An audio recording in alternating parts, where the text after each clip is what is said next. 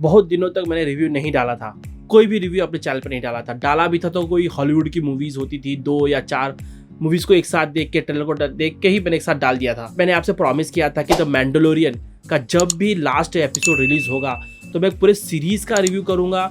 But जब last का episode मैंने देखा है तो मुझे ऐसा लग रहा है कि पहले लास्ट के एपिसोड के बारे में बात करना बहुत ज़रूरी है, क्योंकि जो एक वाओ मोमेंट, जो गूज़बम्स मोमेंट जो होता है, बहुत ही रेयरली देखने मिलता है आजकल की मूवीज़ में, सीरीज़ में, इवन तो स्पेशली सीरीज़ में, मार्वल्स की सीरीज़ में। जिस तरह का मार्वल्स जो सीरीज़ से उन्होंने बनाया है,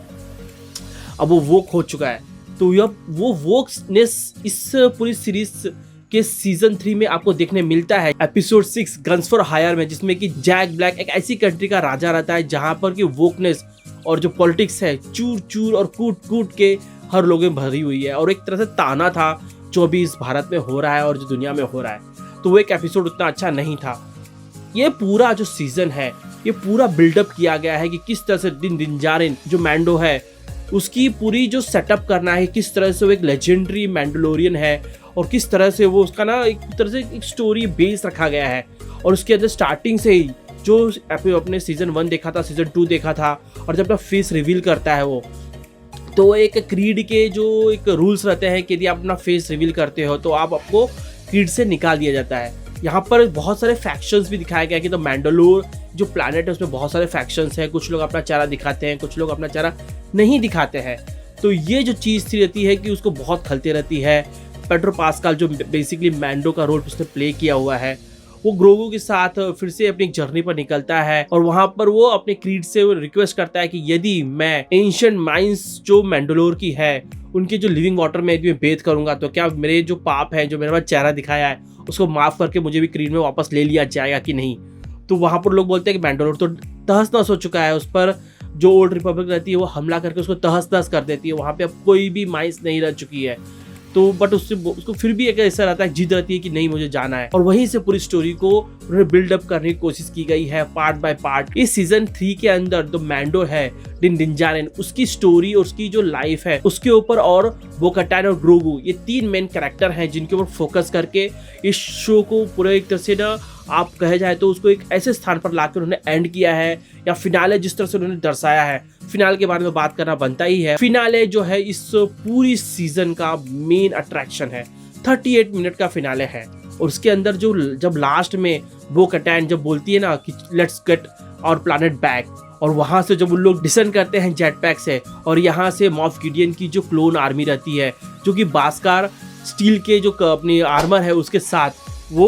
फ्लाई करते हैं, और वो दोनों का जो फाइट दिखाया है एयर के अंदर और जिस तरह से उसे दर्शाया गया है, गूज बम्स आते हैं वहां पर। उसकी जो फाइटिंग्स है, फिर बाद में जब मॉफ गिडियन का दिखाया गया कि मॉफ गिडियन का प्लान रहता है कि जो उसके खुद का क्लोन वो बनाते रहता है विद जो कि जेडाई के जो पावर रहते हैं फोर्स, उसके साथ साथ बास्कार आर्मर के जो ultimate version of Moff Gideon जो होता था उसके बहुत सारे क्लोन वो क्रिएट करते रहता है, जो कि उसका प्लान जो दिन दिनजारिन रहता है वो खत्म कर देता है। और उसके अंदर 3 अलग से एक क्लोन दिखाए गए हैं। वो जब आते हैं ना, जो एंट्री करते हैं, तो ऐसा लगता है कि जैसे कि लॉर्ड ऑफ द रिंग्स में जो इविल किंग्स रहते हैं और फ्रोडो के पीछे लगते हैं, मारने के लिए आते हैं, वो उस तरह की वाइब उसमें आपको देखने मिलेगी। और जब ये फाइट होती भी है वहां पर जिस तरह से ग्रोगू का एक तरह से उसको अपस्केल किया गया है, पूरे सीजन के अंदर उसको बहुत ही क्यूट दिखाया गया है। उसकी जो हरकतें हैं, जिसका एनिमेशन है, एनिमेट्रिक्स है, बहुत ही जबरदस्त दिखाया गया है। पर लास्ट में उसे दिखाया गया कि अपने पावर को यूज करता है फाइट के अंदर, और दिन दिनजारिन भी उसको ना रोकता नहीं है कि भाई तू इसको पावर को यूज मत कर, तू दूर रह।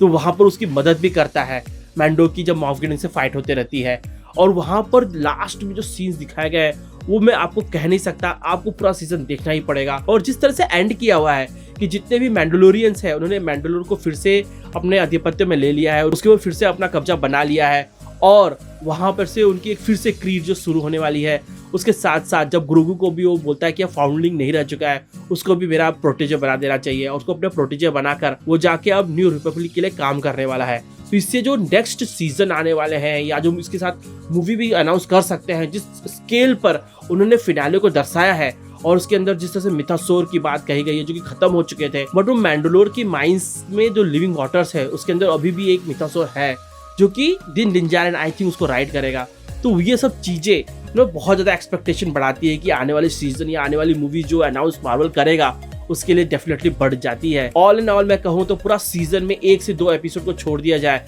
तो जो बिल्डअप किया गया है, यहाँ तक कि जो सेकंड लास्ट एपिसोड है वहां तक आपको मालूम भी नहीं पड़ता है कि मेन विलन है कौन। जो स्टोरी बिल्डअप होती रहती है बो-कटान की, और फिर जो दिन डिंजारन का जो फिर से अपना क्रीड में वापस जाने के लिए जो उसकी जद्दोजहद रहती है, या नेवेरा प्लैनेट पर जो ग्रीफ कारगा रहता है जिसके साथ उसकी फाइट हुई रहती है सीजन 1 आई थिंक सीजन 2 में, तो वो उसका वो एक नेवेरा प्लैनेट का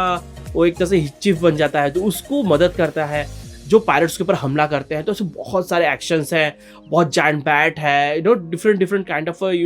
you will get the experience. और यहाँ पर सिर्फ 6th एपिसोड को छोड़ दिया जाए तो एवरी एपिसोड देखने लायक है, बट सारे एपिसोड फेल हो जाते हैं। जो लास्ट का जो फिनाले दिखाया है, आई थिंक मैंने बहुत दिनों बाद RRR कह सकते हो या फिर कोई एक काद मूवी हो सकती है जिसे मैं कह सकता हूँ कि जो कंपैरिजन में इतनी एक्साइटमेंट मुझे फील हुई थी, तो डेफिनेटली मैं आपको कहूँगा, रिकमेंडेशन है मेरा, आप जाके जरूर चेकआउट करिए। मैं आप लोगों से रिक्वेस्ट करता हूँ कि मेरे चैनल को सब्सक्राइब करिए, वीडियोस को लाइक करिए, शेयर करिए। मेरे और भी चैनल्स हैं, मयंक सिंह, टेक बीट्स और गेमिंग नाइट्स, उन्हें भी सब्सक्राइब कर लीजिए। मैं आप लोग से ऐसी मूवी सीरीज और ट्रेलर के रिव्यू मिलते रहूँगा। तब तक के लिए बाय।